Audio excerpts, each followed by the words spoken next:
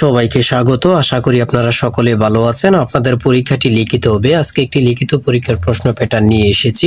ইনশাআল্লাহ এই প্যাটার্নটি দেখলে আপনি এখান থেকে 25 থেকে 30 নাম্বার অনায়াসে কমন পাবেন এবং সাথে দেখিয়ে দিব কোন কোন বিষয়ে কোন কোন টপিক থেকে প্রশ্ন আসবে।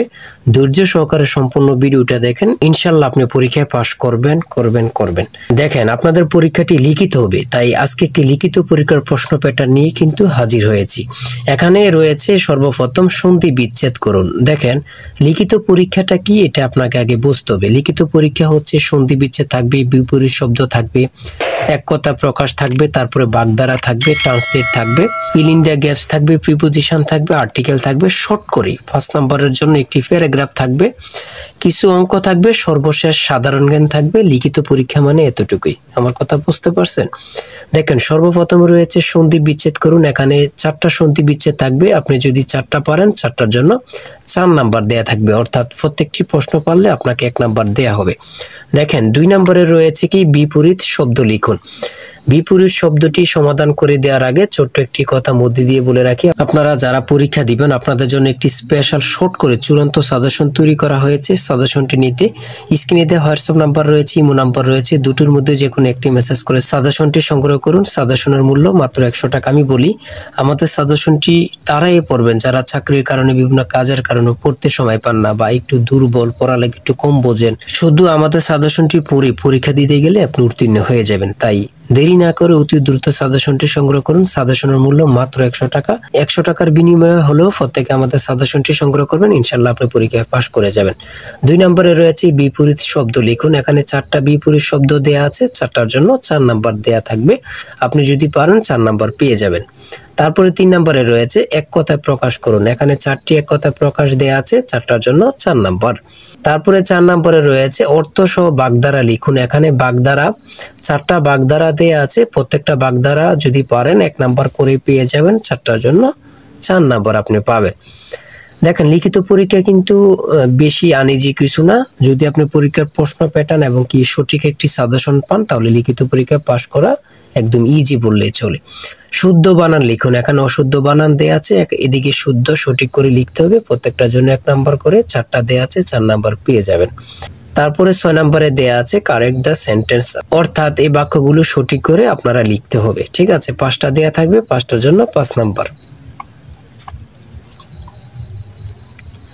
তারপরে 7 নম্বরে রয়েছে ফিল ইন দ্য গ্যাপস। এখানে 5টা থাকবে, 5টার জন্য 5 নাম্বার। ঠিক আছে। তারপর 8 নম্বরে রয়েছে কারেক্ট স্লিপিং। এখানে 5টি আনকারেক্ট স্লিপিং থাকবে, এইগুলা কারেক্ট করতে হবে, 5টার জন্য 5 নাম্বার করে। দেখেন, 9 নম্বরে রয়েছে right 5 sentence on the for the bridge. এখানে অন্য প্যারাগ্রাফও থাকতে পারে, শর্ট করে একটি প্যারাগ্রাফ লিখতে বলবে। আপনি যদি প্যারাগ্রাফটা লিখতে পারেন, আপনি 5 নাম্বার পেয়ে যাবেন। ঠিক আছে, একটি প্যারাগ্রাফ শর্ট করে লিখলেই কিন্তু 5 নাম্বার পেয়ে যাবেন, অর্থাৎ 5 সেন্টেন্স নিয়ে। তারপরে 10 নম্বরে রয়েছে অঙ্কের ক্ষেত্রে আসি। দেখেন, এক ব্যক্তি তার আয়ের 5% আয়কর দেন। তিনি 600 টাকা আয়কর দিলে তার মোট আয় কত? তার মোট আয় কত? খুবই গুরুত্বপূর্ণ একটি প্রশ্ন। এই প্রশ্নটি কিন্তু একদম ইজি, অঙ্কটি একদম ইজি। দেখেন, সমাধানটি দেয়া আছে, আপনারা যদি পারেন 5 নাম্বার পেয়ে যাবেন। তারপরে 11 নম্বরে রয়েছে একটি ত্রিভুজের 3টি বাহুর দৈর্ঘ্য 13, 14 ও 15 মিটার। ত্রিভুজটির ক্ষেত্রফল কত? দেখেন, এই অঙ্কটি কিন্তু যেন মনে হচ্ছে কি এলোমেলো না, একদম ইজি। আপনারা স্টেপ বাই স্টেপ বসাবেন, অ্যান্সার হাতের মুঠোয়। ঠিক আছে, সমাধান দেওয়া আছে, আপনারা অঙ্কটি দেখে নেন, পারলে 5 নাম্বার পেয়ে যাবেন। তারপরে 12 নম্বরে রয়েছে একটি আয়তাকার বাড়ির পরিসীমা 44 গজ এবং গড়ের দৈর্ঘ্য 36 ফুট, গড়ের প্রস্থ কত? এই অঙ্কটি সমাধান দেওয়া আছে, পারলে 5 নাম্বার পেয়ে যাবেন। দেখেন, একটি উৎপাদক থাকবে, আপনি যদি পারেন 5 নাম্বার পেয়ে যাবেন। x³ - 8 এর উৎপাদক কোনটি? একদম ইজি কিন্তু প্রশ্নটি, এতটুকুই কিন্তু।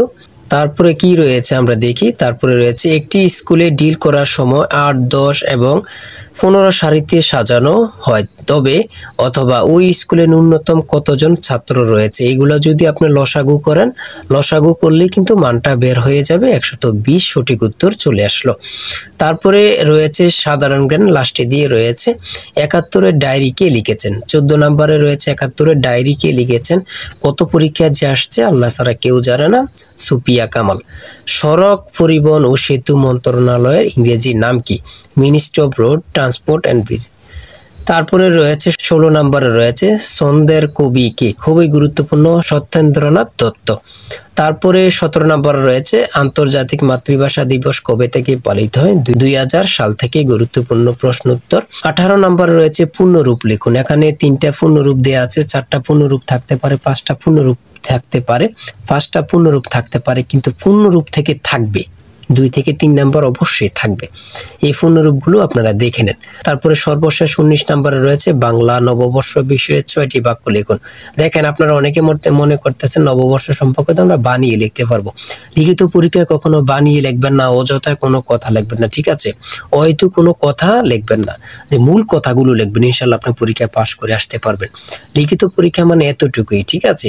যারা আমাদের সাজেশনটি সংগ্রহ করতে চান, স্ক্রিনে দেওয়া হোয়াটসঅ্যাপ নাম্বার রয়েছে, ইমো নাম্বার রয়েছে, দ্রুত সাজেশনটি সংগ্রহ করে ফেলুন। ইনশাআল্লাহ আমাদের সাজেশনটি পড়ে পরীক্ষা দিতে গেলে আপনি পাস হয়ে যাবেন।